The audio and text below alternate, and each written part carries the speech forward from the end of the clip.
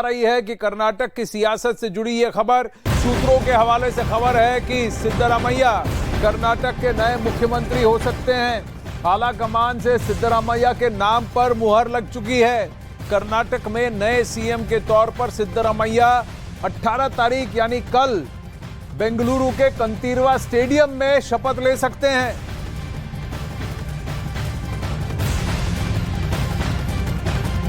सूत्रों के हवाले से यह बहुत बड़ी खबर कि सिद्धरामैया ने मनवा लिया है, अपनी बात को मनवा लिया है। उन्होंने ये सिद्ध कर दिया है कि अधिकांश एमएलए उनके पक्ष में हैं। लेजिस्लेटर पार्टी का हेड कौन होगा ये चुने हुए एमएलए ही तय करते हैं और सिद्धरामैया ने अपने नंबर दिखा दिए हैं। दूसरी बात, बताया जा रहा है कि डीके शिवकुमार को कई सारे इंपॉर्टेंट पोर्टफोलियोज दे करके उनको मनाया जाएगा कल, लेकिन सिर्फ सिद्धरामैया शपथ लेंगे।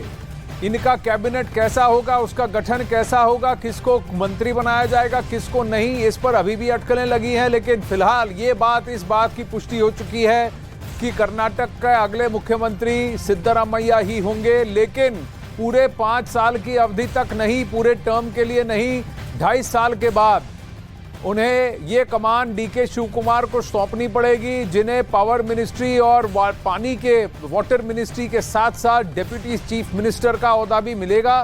साथ ही वो प्रदेश कांग्रेस कमेटी के अध्यक्ष भी रहेंगे, कम से कम लोकसभा 2024 के चुनाव के खत्म होने तक के अंत तक। बताया जा रहा है कि सिद्धरामैया ने साफ साफ और दो टूक मल्लिकार्जुन खड़गे को सुना दी थी। उनको ये कहा कि देखिए, अगर मुझे नहीं मिला मुख्यमंत्री पद तो अभी मैं रिटायर हो जाऊंगा, मैं राजनीति से संन्यास ले लूंगा और मेरे साथ जितने समर्थक हैं वो भी निष्क्रिय हो जाएंगे। 2024 में पार्टी को इससे नुकसान होगा, मेरी येडियुरप्पा जैसी हालत मत करिए। कर्नाटक में चल रहे सियासी नाटक पर सियासी घटनाक्रम दिल्ली में घट रहा है, जिसका असर कर्नाटक में देखा जा रहा है। जैसे ही यह खबर निकलकर सामने आई कि मुख्यमंत्री बनने की रेस में सिद्धरामैया आगे निकल गए हैं, वैसे ही उनके समर्थकों ने जश्न मनाना शुरू कर दिया। उनके पोस्टर लगने शुरू हो गए, उस पोस्टर की दूध से आरती होनी शुरू हो गई और कई सारे समर्थक सड़क पर आकर नारेबाजी करने लगे। हम आपको 2 अलग अलग तस्वीरें दिखा रहे हैं, जहां पहली तस्वीर दिल्ली की है, जहां सूत्रों के हवाले से खबर है कि मुख्यमंत्री का नाम फाइनल हो गया है, उसका बस ऐलान बाकी है। वहीं दूसरी तस्वीर बेंगलुरु की है, जहां सिद्धरामैया के समर्थकों ने जश्न मनाना शुरू कर दिया है।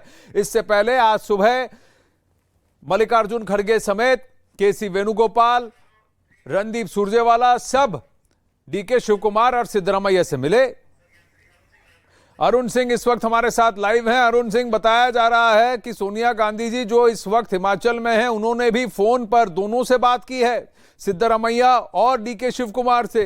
लेकिन सिद्धरामैया ने बीएस येडियुरप्पा और अपने साथ चल रहे बड़े वोट बैंक का हवाला देकर बात मनवा ली है।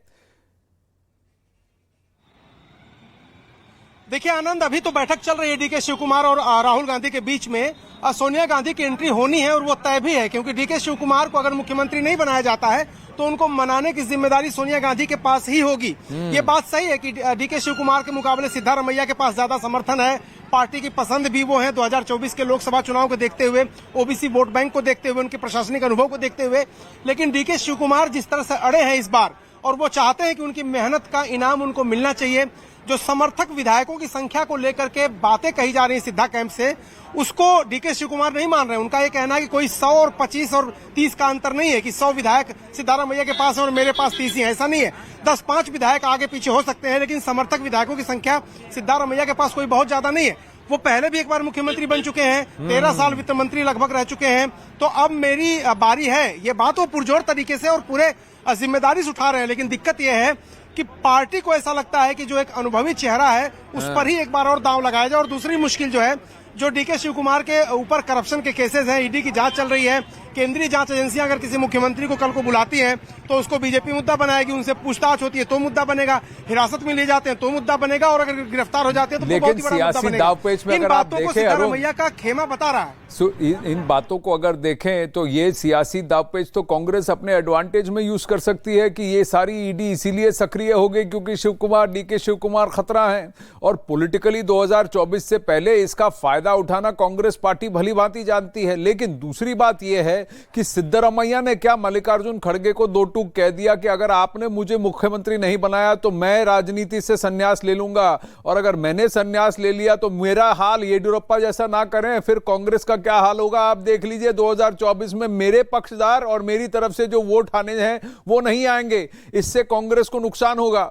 ये सीधी बात क्या सिद्धरामैया ने कही। दूसरी बात, क्या शेयर्ड टर्म यानी कि 2.5 साल के जो की अवधि पर दोनों मुख्यमंत्री होंगे, इस पर दोनों ने पहले मना कर दिया था, क्या इस पर सहमति बन गई है कि पहले सिद्धरामैया और 2.5 साल बाद डीके शिव कुमार? देखिए आनंद, पहली बात तो यह है कि मुख्यमंत्री पद का जो दावेदार होता है वो आखिरी समय तक कोशिश करता है कि मुख्यमंत्री बन जाए। वो इस तरह की धमकी मल्लिकार्जुन खड़गे को अगर देने लगेगा तो शायद उसका केस बिगड़ जाएगा, उसकी बात बिगड़ जाएगी। तो सिद्धरामैया की जो मुलाकात खड़गे से हुई थी वो बड़ी कॉर्डियल हुई थी और उन्होंने अपना पक्ष रखा। उसके बाद चूंकि डीके शिव कुमार को आना था, कोई फैसला तो ले लिया नहीं गया था, और नहीं सिद्धरामैया को यह बता दिया गया था कि हम आपको नहीं बना रहे ताकि वो इस तरह का हार्श स्टैंड ले। तो सवाल सिर्फ ये है कि क्या 2024 के लोकसभा चुनाव में सिद्धरामैया पार्टी के लिए ज्यादा बेनिफिशियल होंगे या डीके शिव कुमार बेनिफिशियल होंगे, इस बात को ध्यान में रखा जा रहा है। दूसरी जो बात है, आपने कहा कि डीके शिव कुमार और सिद्धा क्या 2.5 साल के फार्मूले पर मान जाएंगे। जिसका भी टर्न बाद में आएगा वो नहीं मानेगा, क्योंकि वो हालात देख रहा है राजस्थान में, वो हालात देख रहा है छत्तीसगढ़ में, वो किस आधार पर फैसला करेगा। वो दोनों तो घूम घूम कहते हैं कि मेरी बात हुई थी आला कमान के सामने, बात हुई थी 2.5 साल बाद कुर्सी छोड़ देंगे। जब चुनाव सामने हो, विधानसभा के चुनाव कहीं हो, कहीं राज्यसभा के चुनाव हो, कहीं लोकसभा का चुनाव है, ऐसे मामले आते रहते हैं कि सत्ता परिवर्तन बाद में हो नहीं पाता। और जो मुख्यमंत्री रह जाता है 2.5 साल, वो तंत्र को इतना अपने काबू में कर लेता है कि फिर सत्ता परिवर्तन मुश्किल हो जाता है।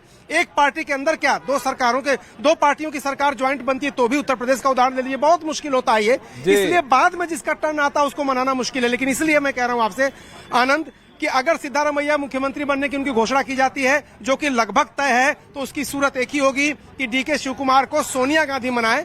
अगर सोनिया गांधी उनको कहेंगे कि आपको उप मुख्यमंत्री बनना है तो वो बनेंगे, अगर वो कहेंगे कि आपको अच्छे मंत्रालय दे दीजिएगा, आप मंत्री बनकर रहिए, तो भी वो रहेंगे, और अगर वो कहते हैं कि आप प्रदेश अध्यक्ष ही बने रहिए, हम सरकार सिद्धरामैया को चलाने दीजिए, तो भी मान जाएंगे। ये निश्चित है कि सोनिया गांधी की बात वो मानेंगे, क्योंकि उन्होंने कहा कि मैं वफादार हूं, loyalty should be royalty, loyalty को रॉयल्टी दी जानी चाहिए। यही बात डीके शिव कुमार हमेशा से कहते रहे हैं। एक और बड़ी खबर आ रही है, ब्रेकिंग न्यूज आ रही है, आपको बता देते हैं। सिद्धरामैया के सीएम बनने के बाद उनकी सरकार में डीके शिव कुमार को शामिल किया जा सकता है, डीके शिव कुमार को महत्वपूर्ण पद दिया जा सकता है। यही नहीं, डीके शिव कुमार फिलहाल कर्नाटक कांग्रेस के प्रदेश अध्यक्ष हैं और वो पद भी उनके साथ ही रहेगा। सरकार में शामिल होने के बाद भी उस पर बने रहेंगे। मानव इस वक्त जुड़ रहे हैं, तो power ministry, water ministry, deputy CM और प्रदेश कांग्रेस कमेटी अध्यक्ष कम से कम लोकसभा 2024 तक के लिए, ये सारे वायदे अगर डीके शिव कुमार को दिए जाते हैं तो क्या डीके शिव कुमार मान जाएंगे?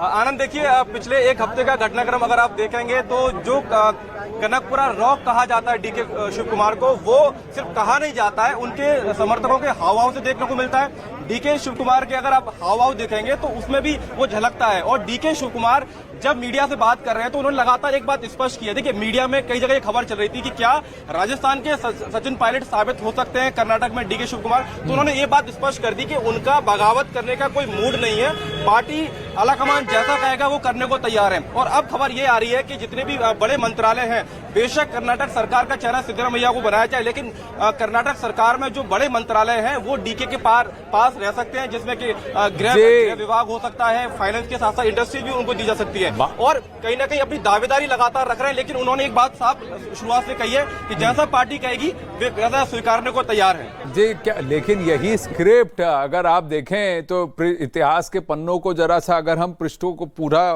पलट के देखें अरुण सिंह, तो राजस्थान में भी यही हुआ था। प्रदेश कांग्रेस कमेटी अध्यक्ष कौन थे? सचिन